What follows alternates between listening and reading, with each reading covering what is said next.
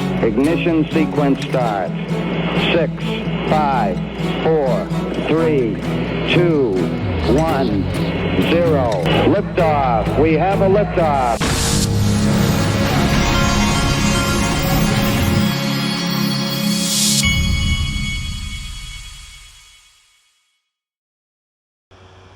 Hey everybody, this is the Digital Asset Investor, and before we get going, a reminder: you want to join the private group today. In the private group, we're going to talk about 20 reasons, 20 things, a list of 20 things that should drive the XRP price up in short order, and in the short, mid, and long term.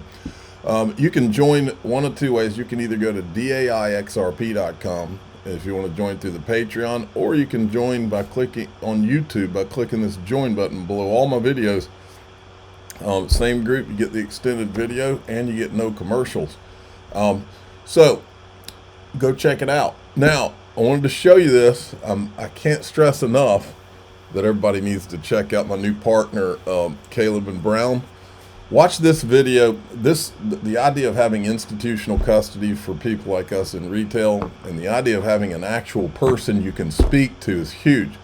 But the person you can speak to, this is a broker, so you're actually getting to speak to someone who can give you guidance on what to do. If you are going to sell, how are you going to sell? How are you going to buy?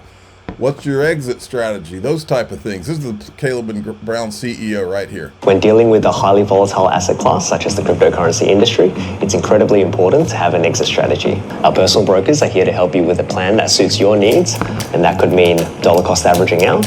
It could mean placing limit orders. It could mean placing stop limit orders. There are a range of strategies that can be employed. Just contact your broker, and they'll be able to help you out. This is next level. I finally sleep well at night, not worrying about whether my stuff is safe and here's an important one, especially for those of you that have a lot of crypto. Anybody who's been around knows that when the markets get hot, and when we have crashes, these exchanges lock up. You have all kinds of, these guys have been around since 2016.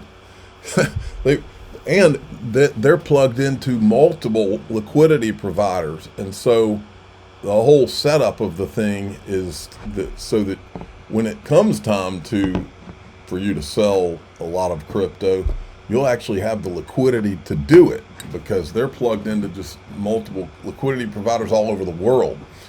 So if you want to open a Caleb and Brown account, I've made it easy. What I did, I have in the top of the description of this video and all my videos, you'll see the Caleb and Brown thing. There's a link to open the account. But what I also did is I created a domain that would be memorable to you, and it forwards to this Caleb and Brown page for you to open the account. Go to xrpwealth589.com.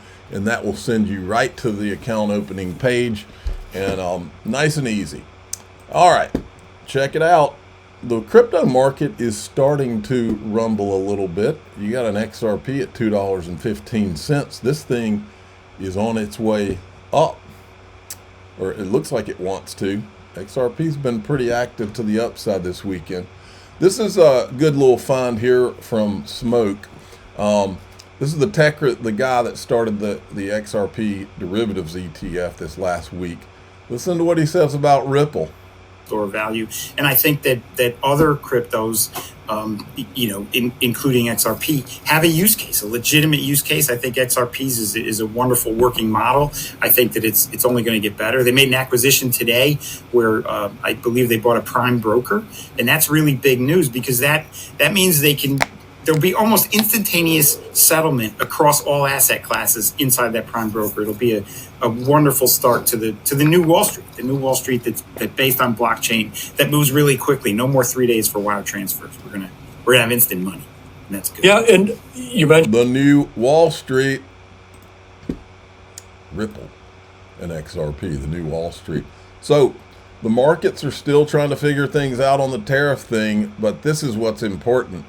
Is Trump's bold moves on tariffs This is what they're getting now. Now, on the trade policy, the whole point of the trade policy is to address the national emergency that we're too dependent on foreign products in the U.S., especially if we were at a time of conflict, and we're doing something about that. And the Reciprocal Act was basically, guys, if you come to the table and negotiate with us and treat us the same way we treat you, then we'll get your rate really low. And so right now, 130 countries have responded, and we're negotiating with them, and they've got their rate down to 10%. And so really, it's kind of almost a two-world system. There's a process about China, and that's very, very nascent, if at all. And then the process for everybody else. So the process for everybody else is orderly. It's clear. People are coming to town with great offers. We've got Japan, Korea, India. I was just talking to the foreign minister of India, and everything is moving forward very quickly.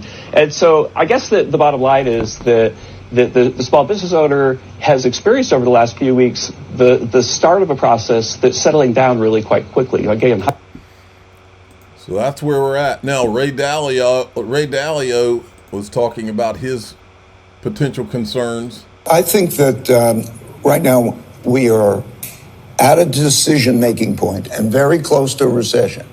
And I'm worried about something worse than a recession if this isn't handled well. A recession is 2 negative quarters of GDP, and whether it goes slightly there, we always have those things.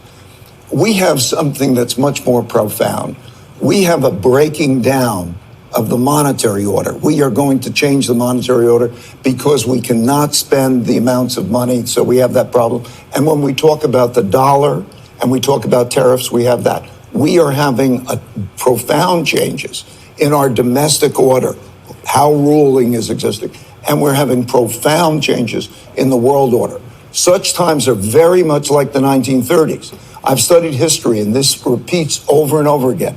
So if you take tariffs, if you take debt, if you take the rising power challenging the existing power, if you take those factors and look at the factors, those changes in the orders, the systems, are very, very disruptive.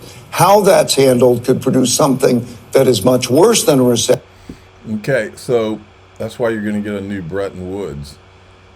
They're going to all these countries are going to get together. Now, here's the part Ray Dalio is not factoring in to his. This is from Thinking Crypto with Bo Hines from the. I always forget what his. Let me see where his thing is here. Bo Hines. I always forget his title. Executive Director, President's Council of Advisors for Digital Assets. This is the wild card, folks. Talk to us a bit about the stablecoin aspect, because geopolitically, BRICS nations are looking to bypass the US dollar. US dollar is the world reserve currency. And China has been declining in its buying of treasury bonds, but stablecoin issuers are on the rise and holding those treasuries. What role will US-backed dollar-backed stablecoins, play in help preserving the reserve currency status? It's instrumental. I think the reality that folks... Instrumental. Now remember, this Treasury Secretary, Scott Bessent, also said that stable coins is how they would ensure the U.S. dollar is the world reserve currency. He said it. Have to understand is that actors in other countries or citizens of other nations still want U.S. dollars, right? And stablecoins provides a pathway for them to achieve that, whether it's to hedge against inflation in their own countries, or just to feel financially secure enough with a dollar system that is used throughout the rest of the globe, right? So it gives them the ability to engage in payments and services that they might otherwise not have access to. So, I mean, I think that it plays a huge part of that, just in terms of securing U.S. dollar dominance for decades to come. We'll get through the stablecoin legislation very successfully. I know that both chambers have introduced legislation. I think they're about 90% similar.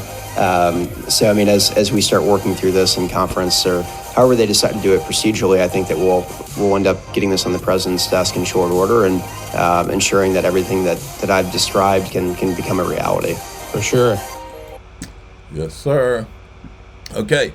And then here's Cynthia Loomis talking about trying to pay off the debt with Bitcoin. My concerns about the U.S. dollar are this. We're $36 trillion in debt. When I first arrived in Congress in 2009, we had just turned from 9 trillion to 10 trillion. You look at the way we printed the US dollar during COVID, almost like they were accelerating the debt intentionally to try to accelerate the collapse so they could roll it into some global BS. That's what Trump's here to save. A 22-month period, we printed more US dollars than had ever been printed before in the history of our country. It happened in 22 months. So what we've done is created more and more dollars, but not add to the value of the economy behind it. And by doing that, we're debasing the value of the US dollar. All right. This is very interesting right here. This is a tweet from Meta Lawman. He's the one that's suing Homeland Security, Freedom of Information Act, to find out who the 4 Satoshis were. Now, I've played the video a lot of times for you. And in that video, a Homeland Security agent who's at a conference with at least two SEC people in the room, gets up there. She's very specific. She says that there's they had an agent that wanted to meet with Satoshi, and then she says it turned out there were actually 3 more of them. There was a total of 4 that created Bitcoin. She was very specific. Well, what Meta Lawman is showing here, and I think John Deaton's on to it, he says, I don't want to be mean, but the DHS agent believed Dorian Nakamoto was Satoshi when he interviewed his wife. The bad guys have the advantage. And I think what John's saying here, I don't want to put words in his mouth, but he's not buying this little story. What this is I'll read it to you. Update, a reporter contacted me to tell me he had looked into the DHS agent's odd claim about the 4 Satoshis that I'm investigating. The results of his investigation are in his new... Folks, make no mistake, I don't know where it's coming from, but there is misdirection being directed at Meta Lawman right here. They're trying to get him off the track. I'll give you just the gist of it. I'm not going to go and read all of it to you, but I'll give you the gist of it. What they say is that there's an agent who interviewed Dorian Nakamoto, which was the guy, I mean, hell, if you were going to try to remain anonymous, it wouldn't be some guy with a very similar name. It's always been kind of silly. But there's another agent that claims that basically they're trying to paint it in this book like, that agent that said the 4 Satoshis, she just misunderstood. But if you listen to her video, she was very specific. It wasn't like questionable. But this other agent said that they actually had met and whatever, and it was one person. I don't know how you get from here to there. When you read it, it just feels like complete deflection and misdirection to try to calm down the road or maybe to prevent the road that Meta Lawman's going down. I'm not buying it. Now, look, listen to this. Here's one of our Bitcoin maxi friends who's finally figured it out. Which quality altcoins am I looking at? Well, the first one may surprise you, XRP. Now, I used to be kind of an XRP bear. I couldn't really see in the past how it could gain adoption. I mean, we could. XRP wants to work with the banks. The banks used to be very against crypto, particularly custodying it, working with it. But XRP today is totally different than XRP over the last 10 years. Today, banks want to work with crypto. Today, banks can work with crypto. So that risk is... All of a sudden, these Bitcoin people want to work with the banks. It was down with the banks. Pompliano used to say, what was his saying? It was... long Bitcoin, short the banks, or something like that. And beyond that, Ripple is making big moves, just announcing their largest acquisition in crypto history. TLDR, XRP will lead adoption from retail and institutions from their actions. So now they're getting it. The Bitcoin maxis have come a long way. I put it here. They went from down with the government to working with the government. The adults, Ripple, knew to do that from the start. Here's a little reminder photo from Bitcoin Miami. I was there. They had pictures of the government officials with blood all over their face. They also had a picture on the wall of a burning dollar. I mean, talk about not getting it. And I remember standing there with Chris Giancarlo, and he looks at it and he said, that needs to come down. I mean, children, folks, children. Okay, we're going to go into DAIXRP.com. DAIXRP.com if you want to go join the Patreon, or you click the join button below any of my YouTube videos to join through YouTube if that's your preference.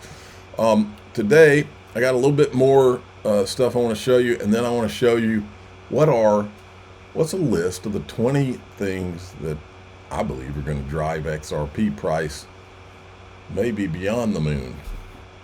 I'm the digital asset investor. I'm not an investment advisor. This is for entertainment purposes only. Please subscribe, hit the like button, tell your friends and family. Here we go.